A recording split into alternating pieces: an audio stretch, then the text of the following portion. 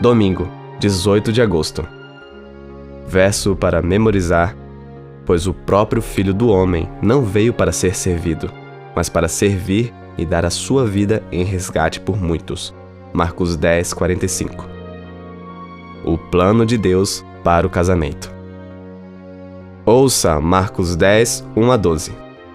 Saindo dali, Jesus foi para o território da Judéia e para além do Jordão. E outra vez as multidões se reuniram junto a ele, e de novo ele as ensinava, segundo o seu costume. E aproximando-se alguns fariseus, o puseram à prova perguntando: é lícito ao marido repudiar a sua mulher? Jesus respondeu: o que foi que Moisés ordenou a vocês? Eles disseram: Moisés permitiu escrever uma carta de divórcio e repudiar. Mas Jesus lhes disse: foi por causa da dureza do coração de vocês que Moisés deixou escrito esse mandamento.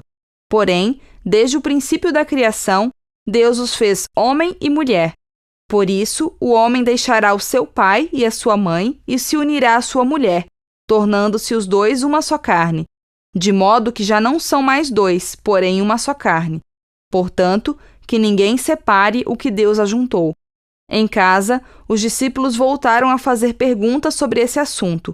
E Jesus lhes disse: quem repudiar a sua mulher e casar com outra, comete adultério contra aquela.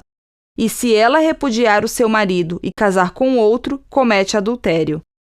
Gênesis 1, 27. Assim Deus criou o ser humano à sua imagem. A imagem de Deus o criou. Homem e mulher os criou. Gênesis 2, 24. Por isso, o homem deixa pai e mãe e se une à sua mulher, tornando-se os dois uma só carne. Pergunta 1. Que armadilha estava escondida na pergunta dos fariseus sobre o divórcio? Que lições Jesus ensinou? Os fariseus perguntaram a Jesus se é lícito ao marido se divorciar da sua mulher. O divórcio era considerado lícito entre os fariseus. No entanto, eles discutiam em que casos isso seria aceitável. Dois importantes rabinos da época de Jesus defendiam pontos de vista diferentes. A escola de Shammai era indiscutivelmente mais restritiva. O divórcio era permitido apenas em casos como falta de filhos, negligência material, negligência emocional ou infidelidade conjugal.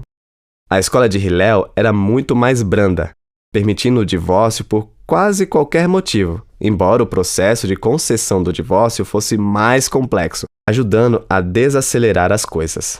Então, parece estranho que os fariseus tenham feito a Jesus uma pergunta mais abrangente, se o divórcio era aceitável. Por trás dessa pergunta havia uma conspiração para colocar Jesus em apuros com Herodes Antipas, o governante da região a leste do Jordão, onde Jesus estava naquele momento. Antipas havia se divorciado da esposa e se casado com Herodias, esposa do próprio irmão. Herodes decapitou João Batista por ter condenado esse relacionamento ilícito.